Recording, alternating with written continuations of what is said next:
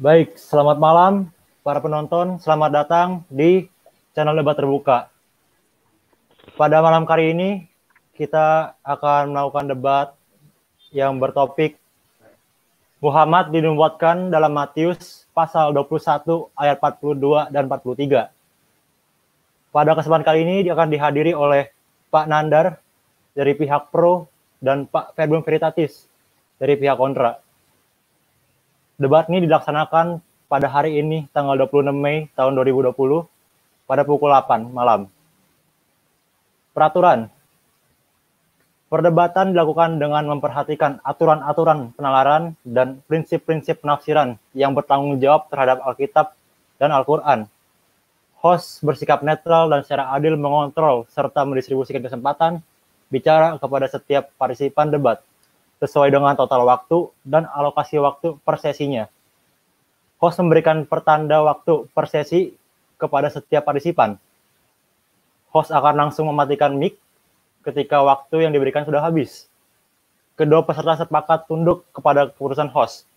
Keputusan host bersifat mutlak.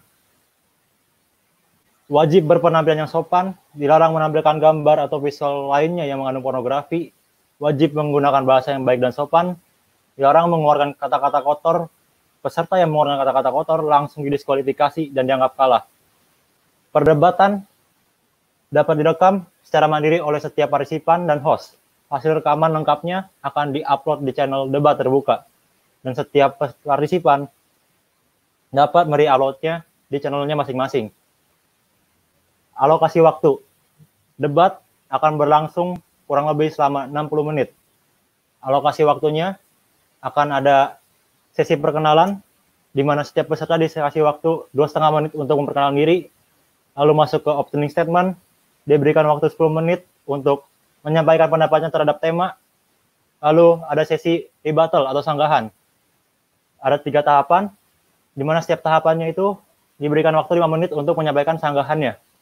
Lalu kita tutup dengan closing statement yang berdurasi 2,5 menit untuk setiap pesertanya. Total dan alokasi waktu di atas tidak termasuk komentar dari host pada saat menyampaikan tata cara dan alokasi waktu debat. Dan tidak termasuk juga komentar dari host untuk mempersilakan kesempatan berbicara kepada setiap partisipan pada setiap sesinya. Waktu per sesi untuk setiap partisipan debat dihitung pada saat mic dinyalakan. Baik, sekarang kita masuk ke dalam sesi memperkenalkan diri. Kita mulai dari pihak pro dulu. Saya persilakan Pak Nandar untuk mulai memperkenalkan diri. Waktu dimulai pada saat mic saya buka. Terima kasih atas waktu yang diberikan. Perkenalkan, nama saya Yonatan Nandar. Di dalam hal ini saya sudah mempunyai channel YouTube, yaitu Nandar Official, di mana channel YouTube itu mewartakan warta-warta kebenaran tentang firman Tuhan, saudara. Dan saya sendiri sudah hidup dan berkehidupan dengan Alkitab itu sejak 1 SMP. Saya mengulik, saya mengeksplorasi.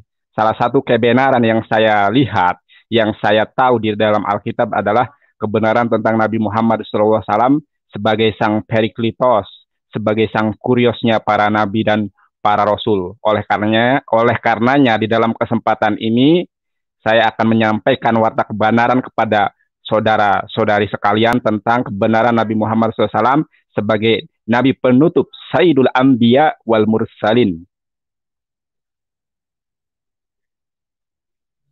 Sudah? Saya rasa cukup. Baik, terima kasih Pak Nandar. Berikutnya saya persilakan untuk Pak Verbum Veritatis untuk memperkenalkan dirinya. Waktu 2,5 menit dimulai pada saat mic saya buka. Salam buat saudara-saudara yang Kristen dan salam sejahtera buat yang non-Kristen. Saya Diki Hitnasian Gadas, pemilik dan pengelola channel Verbum Veritatis. Saya sudah terlibat dalam dunia apologetika sejak tahun 2006. Hanya memang baru aktif dalam dunia YouTube sejak tahun lalu, sekitar bulan Juni atau bulan Juli. Dan saya berharap malam ini perdebatan ini bukan hanya soal memenangkan perdebatan, tapi setiap partisipan dapat menggunakan kesempatan ini untuk menjaga integritasnya dan mengungkapkan hal-hal yang benar, yang logis dapat dipertanggungjawabkan, dan itu menjadi edukasi yang baik bagi publik di Indonesia.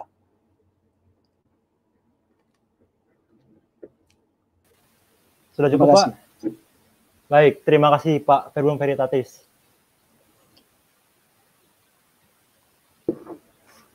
Sekarang kita akan masuk ke dalam sesi opening statement, di mana setiap partisipan menyampaikan pendapatnya, menyampaikan apa pandangannya terhadap topik yang tadi sudah disebutkan. Yang pertama, saya persilakan kepada Pak Nandar untuk memulai opening statement-nya. Waktu dan tempat dimulai pada saat mic dinyalakan.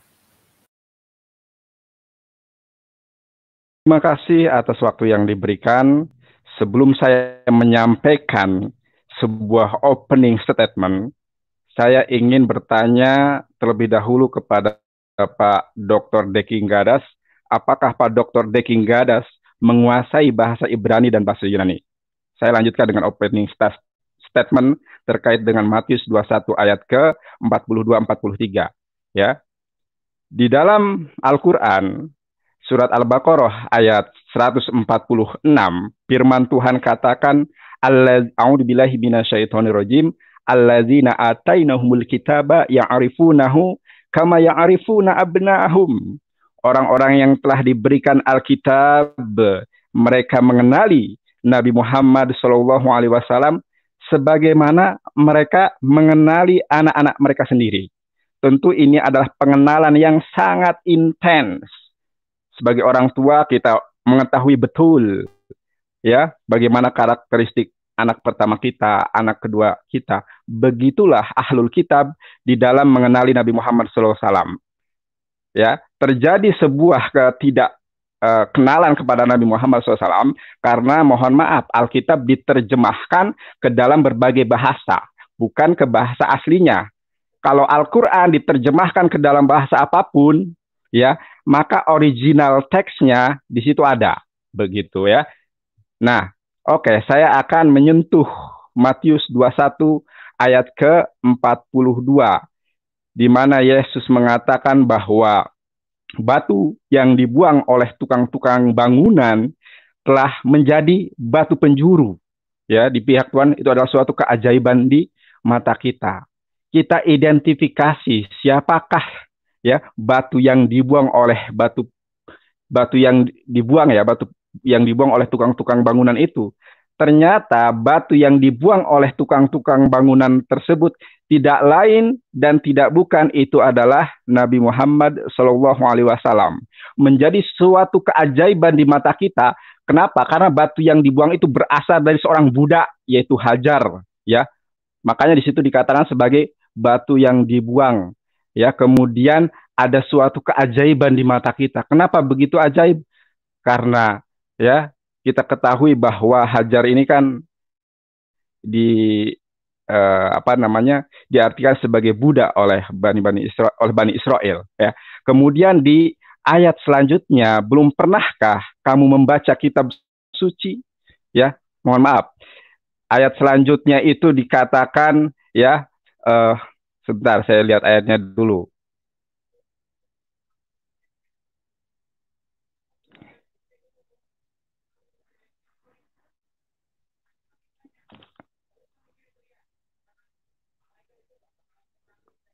Oke. Kerajaan Allah akan diambil daripadamu dan akan diberikan kepada satu bangsa lain yang menghasilkan buah kerajaan Allah itu. Ya, siapa lagi kalau bukan ini adalah umat Islam, ya. Sebelum beranjak ke situ, saya akan kembali kepada Matius 21 ayat ke-42, ya. Batu penjuru, ya, di dalam bahasa Ibrani adalah finah, kalau dalam bahasa Arab adalah labinah, ya. Labinah, batu penjuru. Di dalam sebuah hadis yang sahih, Rasulullah SAW ya mengilustrasikan tentang dirinya, ya. Perumpamaanku dengan nabi-nabi sebelumku adalah seperti seseorang yang membangun rumah yang indah, ya. Kemudian orang-orang mengitari rumah tersebut seraya berkata, alangkah indah sekali rumah ini ya. Akan tetapi kok ada batu bata yang kosong.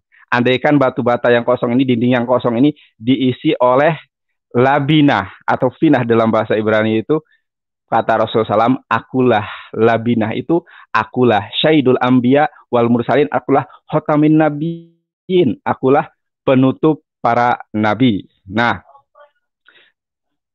ketika ya saya menyampaikan warta kebenaran ini, ya tidak ada yang dapat menyanggah, ya kecuali saya sudah bisa menerka bahwa sanggahan dari siapapun menyanggah ayat ini adalah dari para penafsir, bukan dari Yesus sendiri. Ya, Yesus alaihissalam sudah menggambarkan bahwa kerajaan Allah akan diambil daripada siapa? Diambil daripada Bani Israel kepada bangsa Arab yang merupakan cikal bakalnya adalah Ismail, begitu ya. Oke, saya rasa cukup. Silakan dilanjut.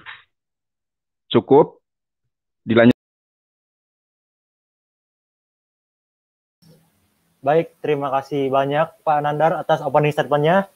Lalu berikutnya saya persilakan untuk Pak Verbum Veritatis untuk melakukan opening statement-nya mengenai topik yang telah disebutkan sebelumnya. Waktu akan dimulai setelah mic saya buka. Untuk opening statement-nya, ini saya belum memberikan sanggahan terhadap opening statement dari Pak Nandar karena saya perlu mengemukakan argumen saya secara positif yang akan saya bela di sepanjang perdebatan ini. Nah, argumen saya beri nama Nandar Dilema atau dilema Nandar. Kenapa saya sebut argumen ini dilema Nandar? Karena pada dasarnya di dalam perdebatan ini hanya ada dua kemungkinan, yaitu either Pak Nandar benar atau Pak Nandar salah bahwa Matius pasal 21 ayat 42 ayat 43 memuat nubuat mengenai Muhammad. Nah, argumen saya adalah either Pak Nandar benar atau Pak Nandar salah, Pak Nandar akan tetap berakhir dengan kesimpulan bahwa Pak Nandar salah di dalam kedua kemungkinan tersebut. Bahkan bukan salah secara konseptual, tapi kedua kesimpulan tersebut mengharuskan implikasi logis yang lain bahwa Pak Nandar menolak Allah Subhanahu wa Ta'ala, menolak Muhammad, menolak Quran, menolak Islam, dan dengan mendatangi Matius pasal 21 ayat 42 ayat 43, Pak Nandar malam ini, jika dia konsisten secara logis, kita wajib memanggil dia untuk murtad dari Islam. Dan saya akan membuktikan itu di dalam opening statement ini. Pertama, kita mulai dari kemungkinan bahwa Pak Nandar benar bahwa Matius pasal 21 ayat 42 ayat 43 mengandung nubuat mengenai Muhammad. Nah, mengenai kemungkinan ini, saya akan mengemukakan tiga aspek pembuktian. Yang pertama, parameter. Yang kedua, fakta. Dan yang ketiga, logik dari parameter dan fakta tersebut. Saya mulai dari parameter. Sebagai seorang Muslim, Pak Nandar harus argue berdasarkan Quran sebagai acuan otoritatif baginya sebagai seorang Muslim. Dan di dalam Quran, hanya ada dua teks Quranik yang memuat rujukan, suruhan kepada Muslims untuk mencari, mengidentifikasi nubuat mengenai Muhammad di dalam Alkitab, yaitu surat Al-Araf, surat 7 ayat 157, dan surat As-Saf, surat 61 ayat 6, karena keterbatasan waktu kita tidak membaca teks tersebut. Dan kalau kita bermurah hati, maka kita bisa menambahkan satu teks lagi, Al-Baqarah 146 yang tadi sudah dikutip oleh Pak Nandar. Jadi hanya ada dua teks Quranik plus satu kalau kita bermurah hati. Dan kalau kita melakukan total reading terhadap kedua teks Quranik yang utama plus Al-Baqarah 146 itu, maka kita mendapati setidaknya tiga parameter argumentatif yang harus diacu oleh Muslims ketika mereka mencoba menemukan, mengidentifikasi teks-teks Alkitab untuk mendapatkan nubuat mengenai Muhammad. Pertama, parameter yang pertama, berdasarkan 3 teks Quranik tersebut. Quran menetapkan batas atau cakupan teks di mana nubuat mengenai Muhammad terdapat di dalamnya, yaitu Taurat dan Injil. Artinya di luar Taurat dan Injil, Muslim tidak boleh pergi ke sana untuk mencari-cari nubuat mengenai Muhammad. Yang kedua, teks yang mereka datangi dari Taurat dan Injil haruslah teks yang memuat nama dan deskripsi mengenai Muhammad. Dan yang ketiga, nama yang harus mereka temukan dari teks-teks Taurat maupun Injil yang mereka datangi untuk mendapatkan nubuat mengenai Muhammad adalah Ahmad. Itu terdapat dalam surat Asaf ayat 6. Dan kalau kita tambah lagi Al-Baqarah 146, maka parameter yang lain adalah harus terdapat pengenalan akan Muhammad dari pihak orang-orang Yahudi mengenai Muhammad di dalam Taurat maupun di dalam kitab-kitab Injil. Itu adalah parameter-parameter yang Pak Nandar harus argue berdasarkan parameter tersebut. Dan dalil yang lain yang dikemukakan di luar dari parameter-parameter itu tidak diizinkan oleh Quran. Sebab di dalam teologi Islam, misalnya saya kutip dari buku ini sekarang, kalau Bapak saudara-saudara bisa lihat, studi ilmu Quran, halaman 430, dikatakan begini, ketahuilah bahwa Quran telah mencakup segala macam dalil dan bukti. Tidak ada satu dalil pun, satu bukti atau definisi-definisi mengenai sesuatu, baik berupa persepsi akal maupun dalil nakal yang universal, kecuali telah dibicarakan oleh kitab pula, oleh Quran. Jadi semua dalil yang digunakan untuk mencari nubuat mengenai Muhammad di dalam kitab Taurat dan Injil harus parameternya berasal dari dalam Quran. Nah, itu yang pertama, parameter. Yang kedua, fakta. Faktanya adalah Matius pasal 21 ayat 42 sampai dengan ayat 43 memang terkategori sebagai kitab Injil. Jadi tampaknya parameter pertama mengenai cakupan tekstual itu terpenuhi. Tetapi itu bukan sufficient condition. Itu bukan syarat cukup. Masih ada parameter-parameter lain yang harus dipenuhi oleh Pak Nandar untuk membuktikan case-nya bahwa Muhammad dinubuatkan di dalam Matius pasal 21 ayat 42 ayat 43. Yang kedua, fakta yang kedua, tidak ada nama Ahmad di dalam Matius pasal 21 ayat 42 ayat 43 sebagaimana yang dimandatkan di dalam surat Asaf ayat 6. Dan yang ketiga, kriteria atau parameter pengenalan orang-orang Yahudi akan Muhammad berdasarkan Al-Baqarah 146, tidak satu pun penafsir kitab suci Perjanjian Baru di muka bumi, di dalam dunia yang diciptakan oleh Tuhan ini, tidak satu pun baik penafsir yang akademik, semi-akademik, maupun yang devosional, tidak satu pun penafsir yang membaca Matius pasal 21 ayat 42 dan ayat 43 lalu menemukan Muhammad dinubuatkan di dalam teks itu. Sekarang yang ketiga, itu faktanya, dan sekarang kita beralih ke yang ketiga, logiknya. Nah, berdasarkan ketidaksinkronan antara parameter-parameter Quran dan fakta yang kita temukan berdasarkan eksegesis terhadap Matius pasal 21 ayat 42 ayat 43, maka ada setidaknya dua implikasi atau dua konsekuensi logis dari upaya Pak Nandar untuk membuktikan mengenai nubuat akan Muhammad dari dalam teks tersebut. Pertama, Pak Nandar mendatangi perdebatan ini untuk membuktikan case-nya tidak lagi hidup, atau kita bisa gunakan istilah tidak lagi argue sebagai seorang Muslim yang wajib untuk hidup dalam full submission to Allah. Itu adalah mandat dari Quran. Semua Muslim harus tunduk mutlak kepada Allah yang wahyunya, kehendaknya, willnya dinyatakan di dalam Quran.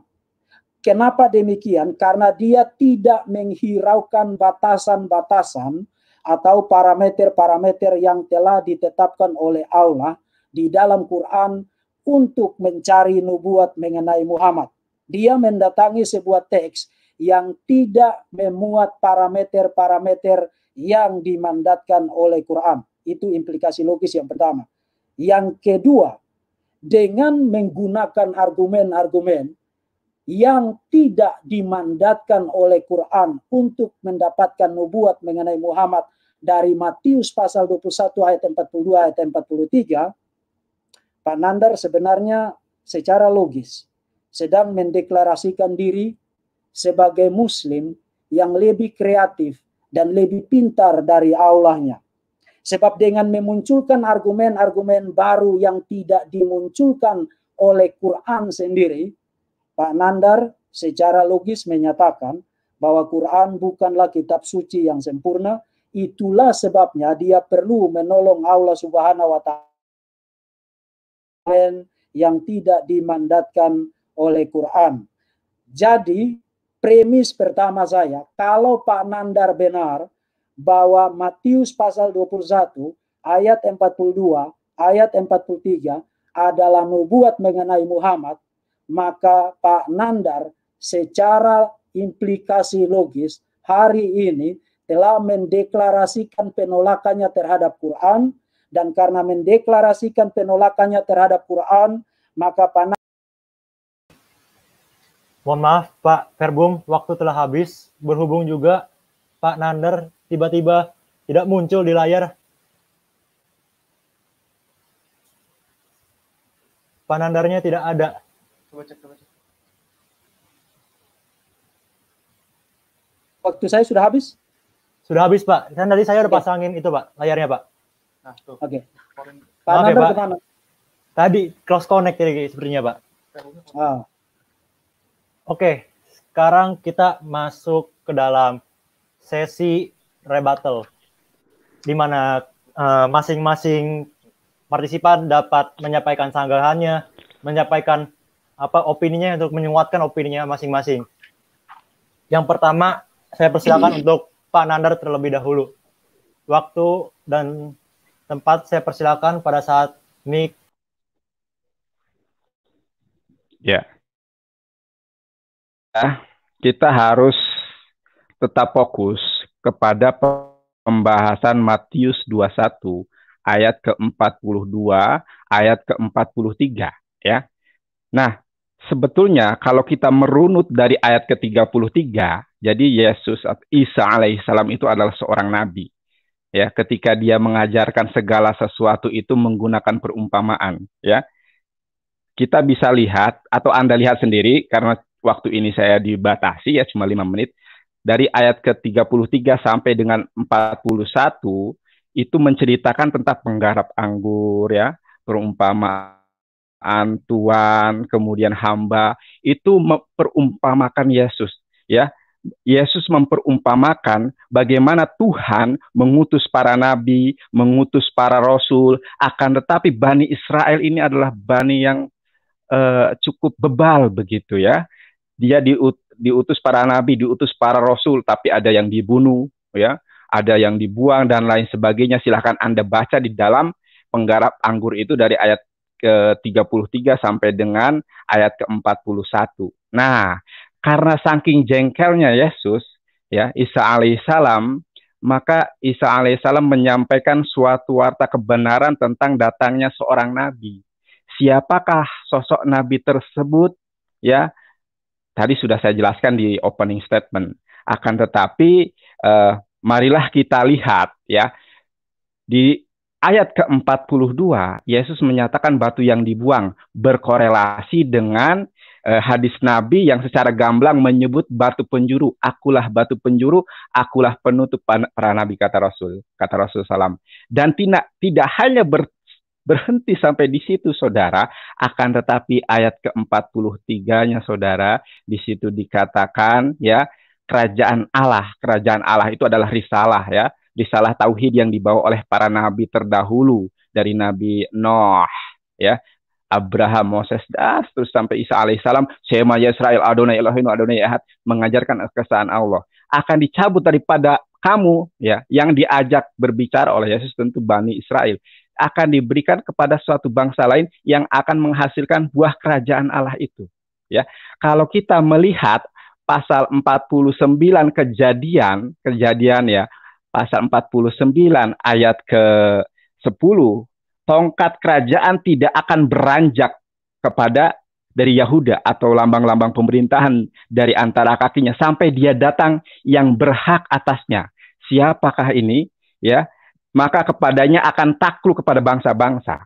Ya, Isa alaihissalam, Yesua HaMasyiah tidak pernah menaklukkan bangsa-bangsa, saudara. Hanya Nabi Muhammad SAW yang menaklukkan bangsa-bangsa. Ya, ini di dalam kitab Kejadian 49 adalah salah satu kitab Torah, ya, Pentateuch, ya. Nah, kemudian di dalam Yesaya, saudara, dijelaskan di situ, ya, hen abdi et mabau bahiri resete. Oleh karenanya tadi saya mengatakan Pak Deki Gadas menguasai bahasa Ibrani tidak. Kalau bisa saya mau belajar kepada Pak Deki Gadas. Hen abdi etma. Etma itu semula katanya adalah alef, ya, het mem dalet Ahmad, akan tetapi menjadi hen abdi, ya, etma. Harusnya hen abdi Ahmad bau bahiri reseteh di dalam. Nah, ini ayat berkorelasi dengan nubuatan yang disampaikan Yesus. Ya, silahkan Anda menjaga yang bahasa Ibrani yang saya tadikan itu, yang saya tadi ucapkan itu, ya, saya ulangi kata-katanya.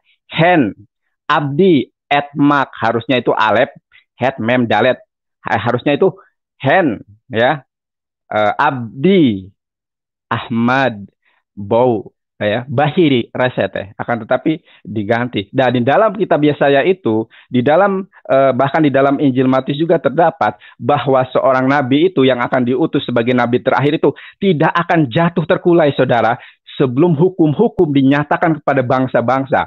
Dia itu tidak akan mati, ya, tidak akan terkulai, tidak akan terbunuh kecuali sudah menaklukkan bangsa-bangsa, sudah memaklukkan hukum kepada bangsa-bangsa, ya. Menurut sejarah, kalau kita melihat Injil sinoptik, ya, Injil kanonik, ya, sinoptik ada 3, Injil non sinoptik ada 1. Nah, Yesus itu tidak pernah menaklukkan bangsa-bangsa, bahkan dia terkulai dengan sebuah kepercayaan sebagai penebusan dosa, tidak pernah berperang, bahkan saudara. Mohon maaf Pak Nandar, waktunya telah habis. Terima kasih. Untuk berikutnya, saya persilakan kepada Pak Verbum Veritatis untuk menyampaikan penyanggahannya. Waktu 5 menit saya persilahkan, dimulai pada saat mic saya. Ya, sekarang saya akan memberikan bantahan saya untuk opening statement dari Pak Nandar. Pertanyaan Pak Nandar tentang penguasaan akan bahasa Ibrani dan Yunani itu tidak relevan dengan materi debat ini. Sebab saya juga tidak melihat ada skill dan pengetahuan yang layak disebut sebagai pengetahuan akademik akan bahasa asli Alkitab dari pihak Pak Nandar. Yang Pak Nandar lakukan hanya menghafal kata bahasa Ibrani, dan menghafal kata dan atau kalimat bahasa Ibrani itu tidak membuktikan orang bisa bahasa Ibrani atau bisa bahasa Yunani. Jadi jangan mengemukakan sesuatu yang tidak relevan dengan perdebatan ini. Yang kedua, Pak Nandar merujuk kepada Al-Baqarah 2 ayat 146 bahwa orang-orang Yahudi mengenal Muhammad seperti mereka mengenal anak-anak mereka sendiri. Tetapi Pak Nandar tidak pernah di dalam opening statementnya maupun di dalam first rebuttalnya tadi tidak memperlihatkan siapa dan bagaimana orang-orang Yahudi mengenal Muhammad di dalam Matius pasal 21 ayat 42 ayat 43.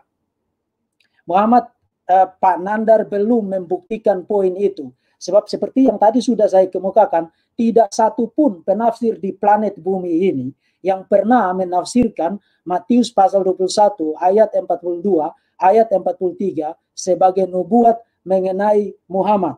Jadi kalau Pak Nandar berpikir bahwa Matius pasal 21 ayat 42 ayat 43 membuktikan pengenalan akan orang-orang Yahudi mengenai Muhammad berdasarkan teks itu, Pak Nandar sedang menciptakan omong kosong dan melemparkan itu kepada publik. Yang berikut, Pak Nandar bicara tentang Hagar dan Ismail yang ditolak. Itu teks yang tidak relevan. Matius pasal 21, ayat 42, ayat 43, itu adalah kutipan dari Mazmur pasal 118 dan tidak memuat kutipan atau setidaknya alusi bahkan kepada peristiwa Hagar dan Ismail. Sama sekali tidak memuat rujukan itu. Kemudian Pak Nandar salah, tadi ngaku-ngaku bisa bahasa Ibrani, tapi salah mengidentifikasi kata bahasa. Dia menyebutnya bina, padahal kata bahasa Ibrani untuk batu itu eben. Dan karena kata bahasa Ibrani untuk batu itu eben, dan kata bahasa Ibrani untuk anak itu adalah ben, maka Yesus di dalam Matius pasal 21 ayat 42 menggunakan permainan kata berdasarkan kemiripan bunyi antara ben dan eben untuk mengkaitkan batu itu dengan anak yang diutus oleh bapaknya namun ditolak bahkan dibunuh oleh para penggarap kebun anggur yang jahat itu. Jadi Pak Nandar belum membuktikan apa-apa mengenai nubuat akan Muhammad di dalam Matius pasal 21 ayat 42, ayat 43. Nah, karena waktu saya masih 1 menit, saya langsung memberikan sanggahan untuk tadi sanggahan pertama dari Pak Nandar. Tidak semuanya, tapi ada beberapa poin yang akan saya berikan sanggahan. Pak Nandar mengutip dari Kejadian pasal 49 ayat 10, itu nubuat mengenai keturunan Yehuda itu akan lahir sosok Mesias, dan teks itu juga tidak relevan dengan Matius pasal 21 ayat 42 ayat 43. Seperti yang tadi sudah saya katakan, dari perspektif intertekstualitas Matius pasal 21 ayat 42 ayat 43 itu rujukannya adalah Mazmur 118, bukan Kejadian pasal 49 ayat yang ke-10. Yang berikut, Pak Nandar untuk membuktikan case-nya menghubungkan berbagai teks yang tidak relevan, mencocok-cocokkannya untuk membuatnya terkesan seperti itu bicara tentang Muhammad dan Islam. Padahal seperti yang tadi sudah saya kemukakan di dalam opening statement saya, bahwa parameter teks-teks Quranik untuk Muslims mencari nubuat mengenai Muhammad tidak menyuruh Pak Nandar untuk mencomot teks yang satu menghubungkannya dengan teks yang lain ketika teks-teks yang dia comot dan dia coba hubung-hubungkan itu tidak relevan satu sama lainnya dengan pokok pembuktian yang hendak dia buktikan. Jadi sampai sejauh ini saya belum melihat atau mendengar argumen yang meyakinkan memperlihatkan warren tekstual. Baik, mohon maaf sekali lagi Pak Verbum Veritatis, waktunya telah habis. Sekarang kita masuk ke sesi rebuttal tahap kedua. Waktu 5 menit saya persilakan kepada Pak Nandar untuk melakukan sanggahannya terhadap Pak Verbum Veritatis. Mohon maaf lagi, Pak Nandar tiba-tiba menghilang.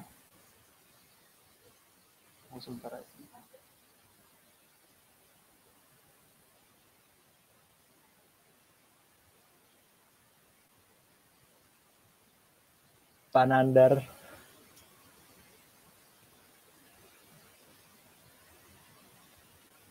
Oke. Halo? Ya, baik. Halo? Baik. Ya. Kenapa terputus ini? Kenapa terputus? Saya juga kurang tahu, Pak. Baik, sekarang kita masuk kepada sesi rebuttal tahap kedua. Waktu 5 menit saya alokasikan untuk Bapak. Setelah mic saya buka. Jadi kenapa saya sampaikan tadi begini Pak, bahasa Ibrani dengan bahasa Arab itu adalah bahasa yang serumpun, dari abjadnya, dari huruf hijaiyah itu hampir sama, alef, bet ya. Kenapa saya mengatakan, saya bertanya Pak Deki bisa bahasa Ibrani atau tidak? Saya ingin mengkaji di dalam Injil Matius, di situ tertulis di dalam bahasa Ibrani, hen, lihatlah, abdi, hambaku, ya, Ahmad. Akan tetapi di situ ada sebuah sebuah distorsi begitu ya, menjadi etma ya. Akan tetapi kalau kita melihat ayat ini keseluruhan, maka akan terlihat jelas bahwa ini adalah Nabi Muhammad SAW ya. Hen Abdi Ahmad Bau Bashiri Rasyateh ya. Artinya ya, karena tidak bisa bahasa Ibrani, mari kita mengkaji terjemahan, salam terjemahan. Lihatlah ya, korelasi dengan Yesaya 42. Lihatlah ya, itu hambaku yang kupegang ya. Kalau di situ gak diganti menjadi etma karena alef, het, mem, dalet, maka lihatlah hambaku yang hambaku Ahmad, orang pilihanku. Pilihanku di dalam bahasa Arab, saudara, adalah Mustafa, yang kepadanya aku berkenan.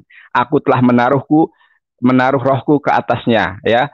Wa ma yantiqu anil hawa in huwa illa wahyu yuha. Tidaklah apa yang diucapkan oleh Nabi Muhammad SAW kecuali adalah wahyu yang diwahyukan oleh Allah kepadanya. Tuh. Ayat ketiga nih saudara, bisa lihat Yesaya 42 ayat 1 sampai ke 4. Buluh yang patah terkulai tidak akan diputuskannya, dan sumbu yang pudar nyalanya tidak akan dipadamkannya. Ya, ia sendiri tidak akan menjadi pudar dan tidak akan patah terkulai sampai ia menegakkan hukum di bumi.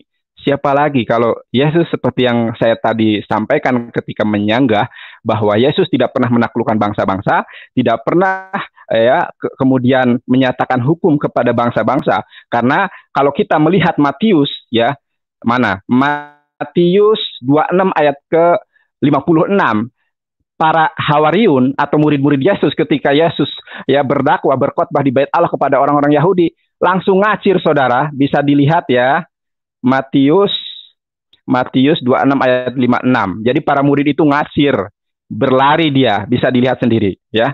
Nah, kemudian ia tidak akan berteriak atau menyaringkan suara ya. Yesaya 42 ayat kedua.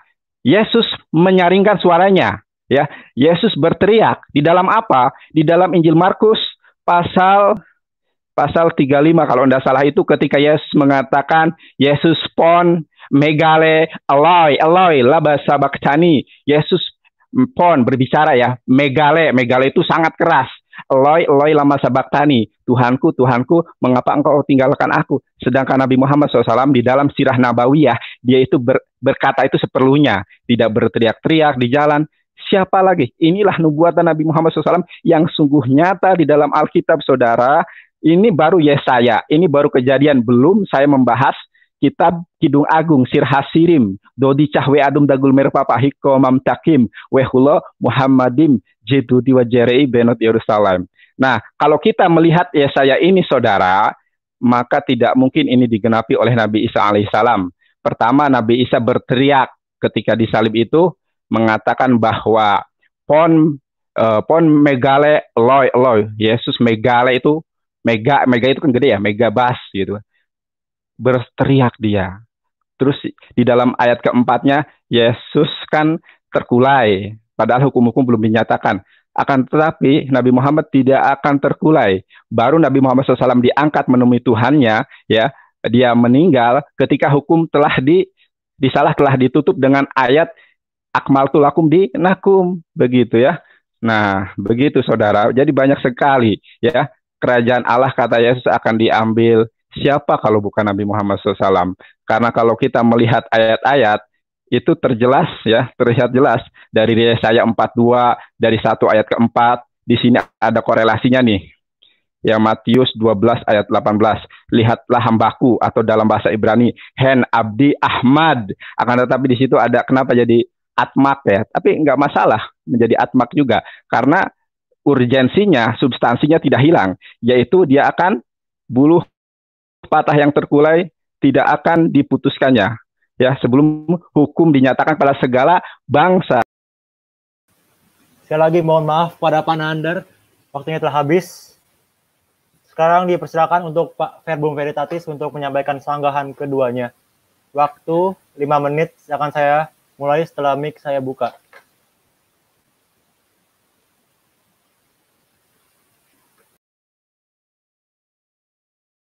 Mengemukakan premis-premis red herring dan mengemukakan teks-teks yang tidak relevan dengan perdebatan ini.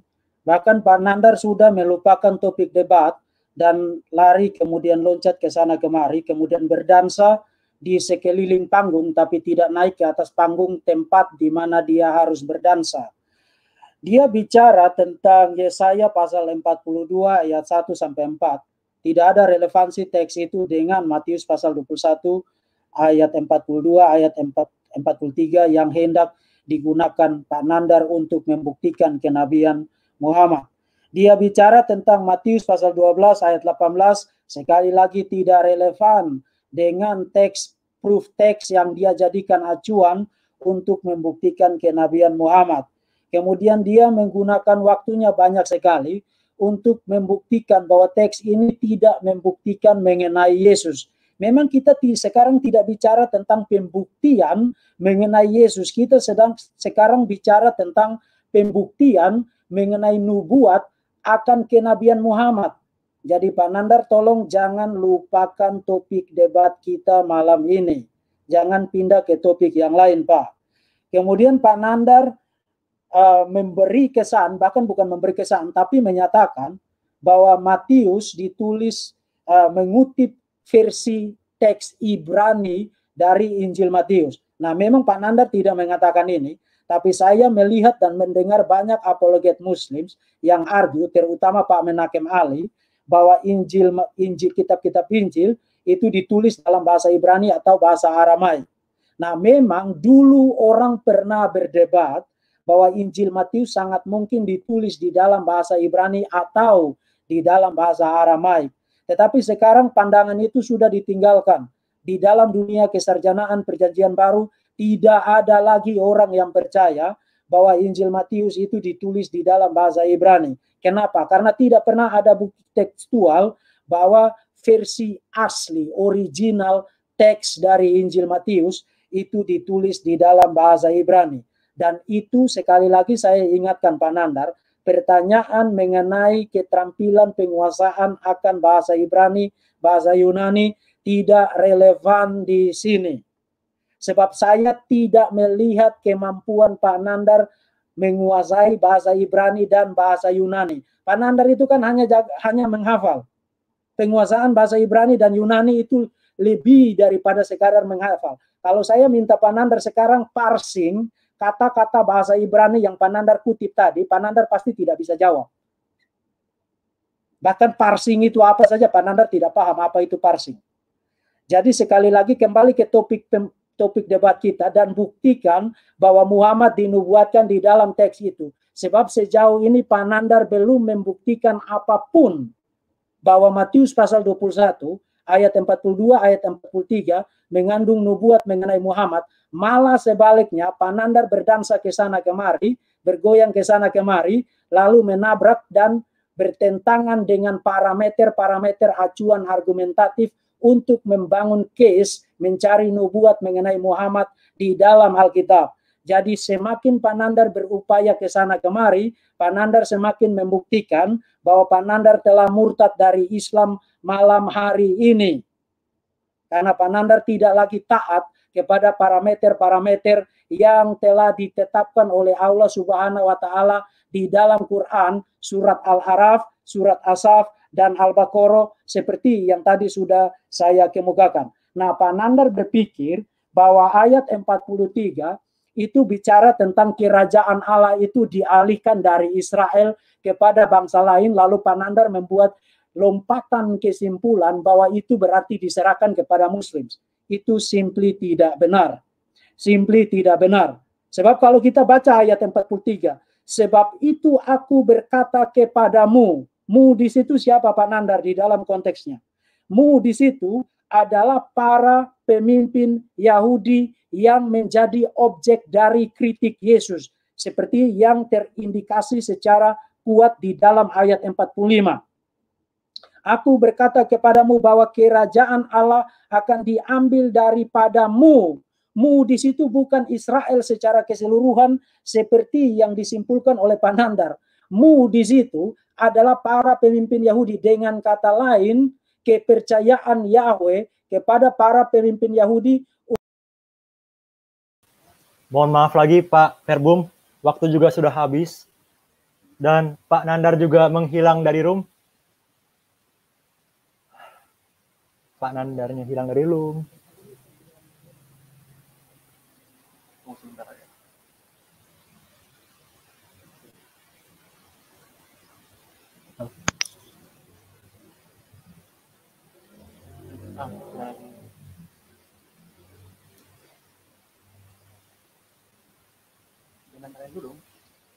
Ya baik, sekarang sesi rebuttal tahap 3.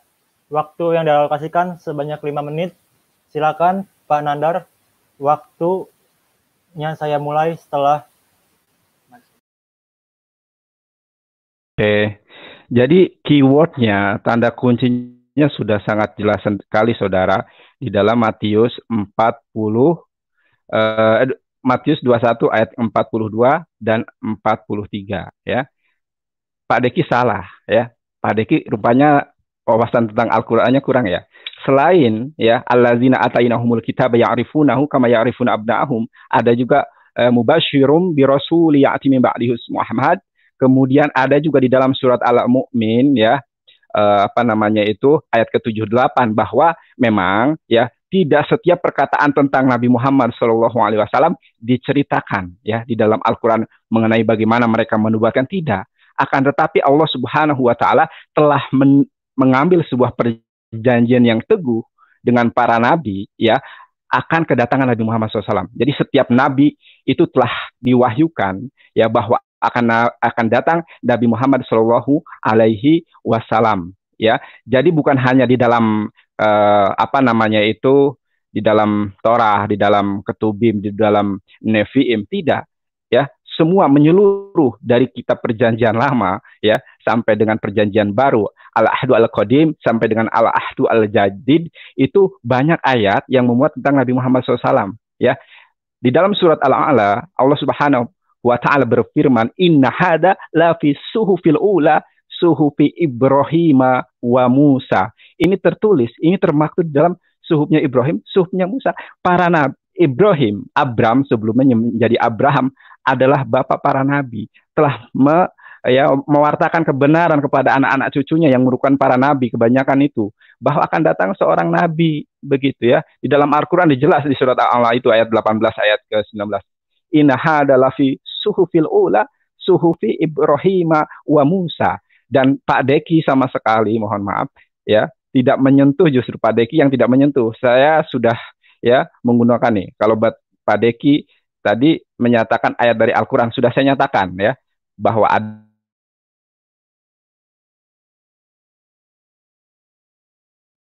yang diceritakan. Sekarang kita masuk aja ke Matius 21 ayat Matius 21 42 43. Siapa sih sebenarnya ini? Kalau memang tidak percaya ini Nabi Muhammad SAW, harusnya menunjukkan nama lain ya. Dalam Injil Matius kan sudah ada tadi, Hen Abdi Etmak, harusnya Alef Mem Dalet Ahmad, akan tetapi menjadi Etma ya, Bau Bahiri Reseteh ya, hamba pilihanku yang kupegang. Pilihanku itu kan dalam bahasa Arab Mustafa, suatu gelar yang disematkan kepada Nabi Muhammad SAW. Artinya adalah pilihan, Rasul pilihanku, sebagai kuriosnya para nabi, kuriosnya para rasul, atau dalam perspektif Islam, Sayyidul Anbiya wal Mursalin ya, junjungannya, kuriosnya para nabi dan para rasul, Khotamin Nabiyin, penutupnya para nabi. Jadi banyak sekali ayat yang menubuatkan Nabi Muhammad SAW. Saya belum menyentuh sir hasirin. Ini masih di dalam pembahasan Matius 21 ayat 42 ayat 43 ya. Sebetulnya banyak sekali ya. Saya juga sampai Masya Allah ya. Wa qul ja'al haqqu wa jahaqal batil innal batila kana jahuqo. Ketika Islam datang sebagai sebuah kebenaran. Mohon maaf ya, saya itu suka menggebu-gebu kalau ngomong. Ketika Al-Quran datang sebagai sebuah kebenaran, maka yang batil, yang tidak benar pasti akan lenyap. Benar sekali yang firman Tuhan katakan ini, saudara. Begitu ya. Harusnya Pak Deki, mohon maaf Pak Deki, menyanggah langsung. Harusnya ini Yesus begitu ya. Bukan Muhammad, kan enak begitu. Ya, kalau saya menyatakan didukung dengan ayat-ayat lain bahwa Nabi Muhammad SAW di dalam Alkitab tidak akan mengeraskan suaranya, terbukti Nabi Muhammad SAW tidak mengeraskan suaranya. Justru Yesus pon megale, Eloi, Eloi lama sabaktani. Yesus berteriak dengan kencang, megale, silahkan cari dalam bahasa Yunani. Pon megale, ya. Yesus berteriak dengan kencang, Eloi, Eloi.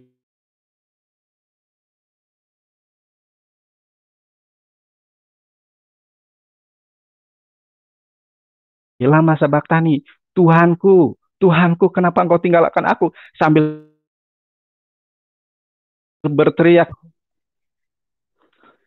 berteriak di tiang salib.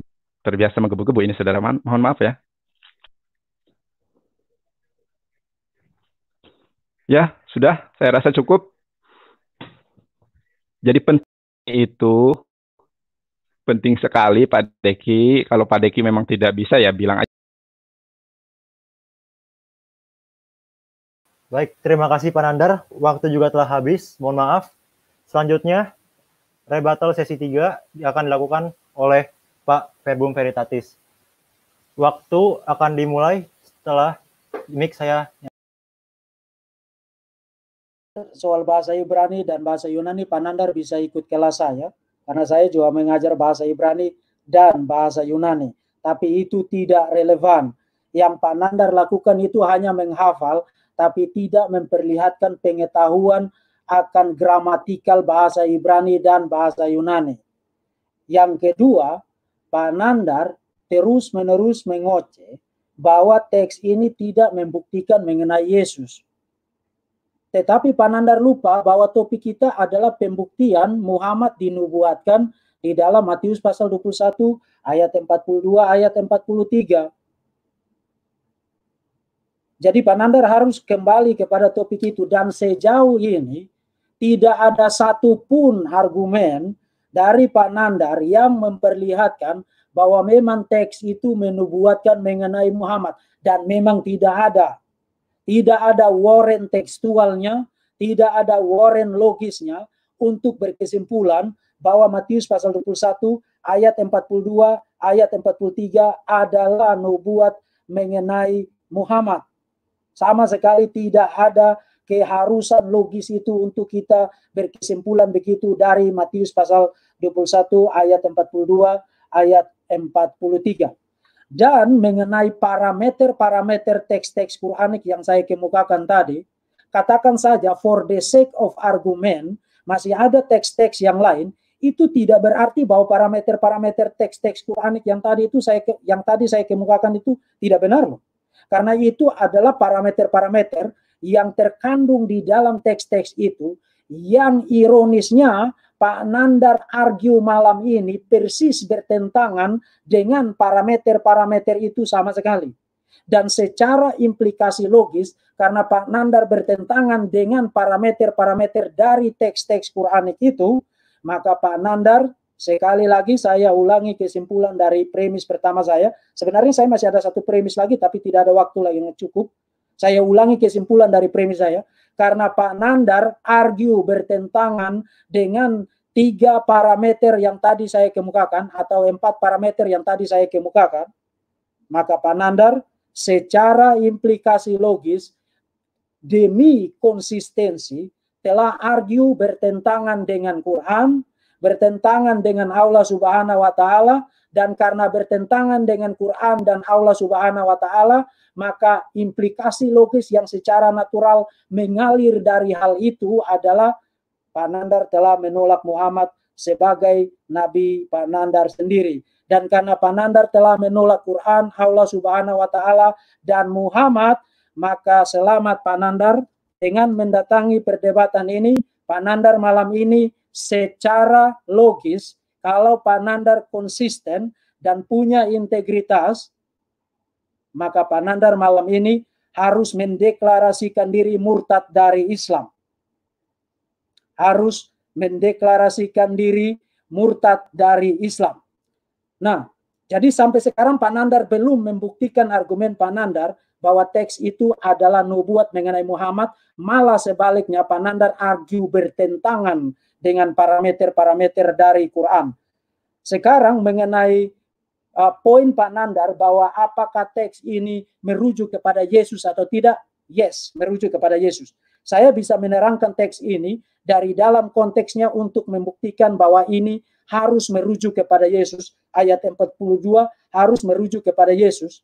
Karena ayat 42, sekali lagi kutipan dari Mazmur 118, itu dikutip Yesus untuk menjelaskan poin yang Yesus kemukakan di dalam ayat 37 sampai dengan ayat 39 dan ayat 40.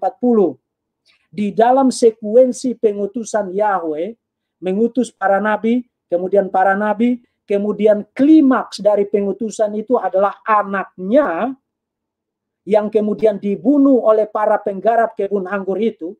Kemudian Yesus menerangkan poin itu dengan mengutip dari Mazmur 118 untuk memperlihatkan bahwa penolakan dan pembunuhan terhadap anak yang diutus oleh Yahweh itu telah terlebih dahulu dinubuatkan di dalam perjanjian lama, Mazmur 118 ayat 22 ayat 23.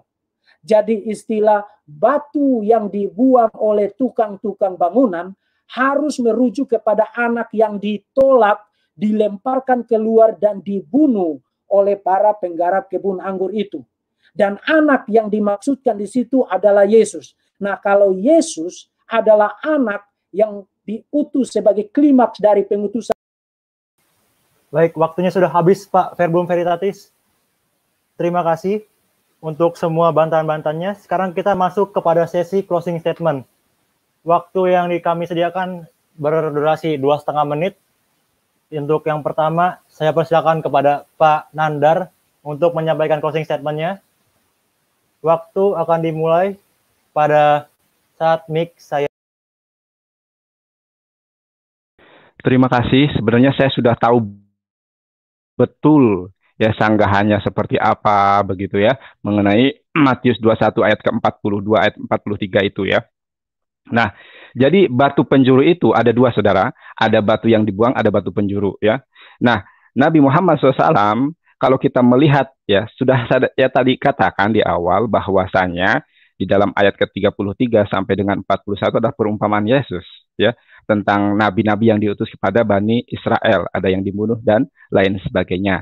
Karena saking jengkelnya Yesus menyatakan nubuatan tentang ya tentang nabi yang terakhir, Nabi Muhammad SAW ya. Ayat 41 di saat dikatakan bahwasanya batu yang dibuang oleh tukang-tukang bangunan akan menjadi batu penjuru dan di mata kita sebagai sebuah keajaiban. Dan kemudian Yesus melanjutkan ya kerajaan Allah, risalah Allah sebagai Yesaya 42 itu, kemudian Kejadian 49 ayat ke berapa tadi? Ayat ke-10, kerajaan Allah akan diambil daripadamu dan akan diberikan kepada satu bangsa lain. Siapa lagi kalau bukan Nabi Muhammad SAW, begitu ya. Karena tidak ada ya penafsiran lain kecuali dari penafsiran dua orang yang sangat kontroversi. Pertama adalah Petrus. Nah, Petrus di dalam 20 pasal 20 itu ada. Kemudian yang kedua adalah penafsiran dari Sang Paulus. Paulus itu kan kesaksiannya tidak dapat dipercaya. Bisa melihat kisah para rasul 9 ayat 7 bertentangan dengan kisah para rasul 22 dengan 9. Kalau Petrus itu adalah sosok yang pernah berdusta demi nama Tuhan sampai 3 kali di dalam Matius 26 ayat 69 sampai 75. Yang menafsirkan batu penjuru adalah Yesus itu hanya dua orang ini tadi. Tidak ada dari Yesus pertama, tidak ada dari 11 murid yang lain, tidak ada. Ya, hanya dari dua yang berkontroversi ini kesaksiannya pernah berdusta. Kalau di dalam hadis, saudara, ini adalah hadis mardud, hadis tertolak karena telah berdusta demi nama Tuhan 3 kali. Ya, Petrus di dalam 26 69 ayat ke-75. Kesaksian Efesus ya, ayat KSP 97. Mohon maaf Pak Nandar, waktu juga telah habis kembali. Sekarang masuk ke berikutnya, sesi closing statement dari Pak Verbum Veritatis.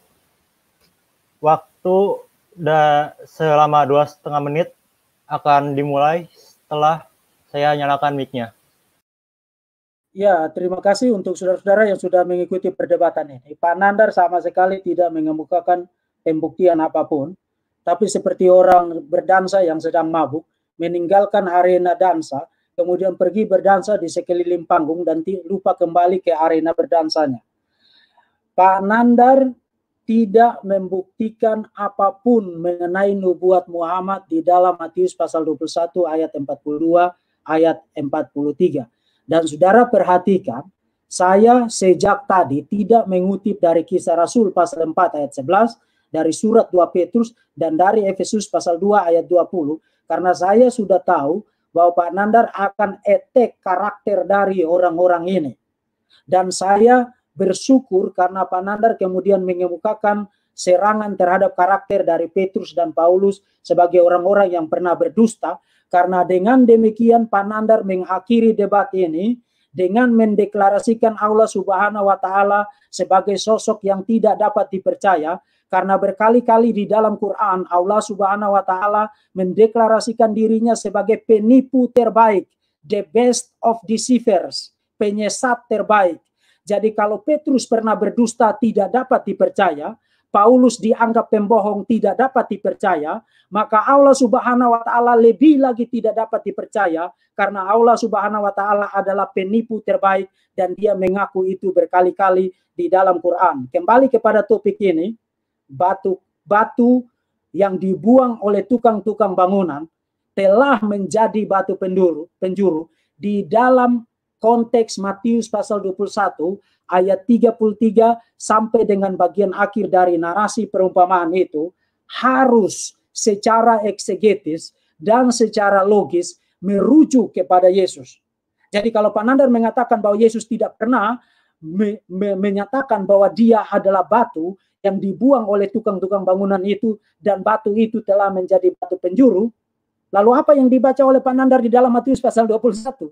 Bukankah itu kata-kata Yesus?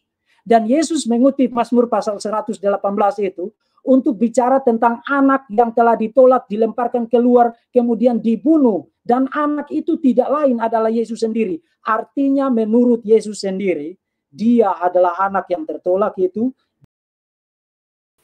Baik, waktu juga sudah habis. Dengan begitu, kita telah mendengar kedua argumentasi dari kedua belah pihak, dari Pak Nandar dan Pak Verbum Veritatis. Jangan lupa untuk selalu like, share, dan subscribe channel ini. Jika kalian, para penonton, ingin juga melakukan sesi debat seperti kali ini, bisa join ke dalam grup Telegram kami, yaitu link t.me/debat terbuka. Terima kasih kepada Pak Verbum Veritatis dan Pak Nandar telah menghadirkan waktunya pada malam hari ini. Semoga pada acara debat ini dapat memberikan manfaat. Terima kasih, sampai jumpa.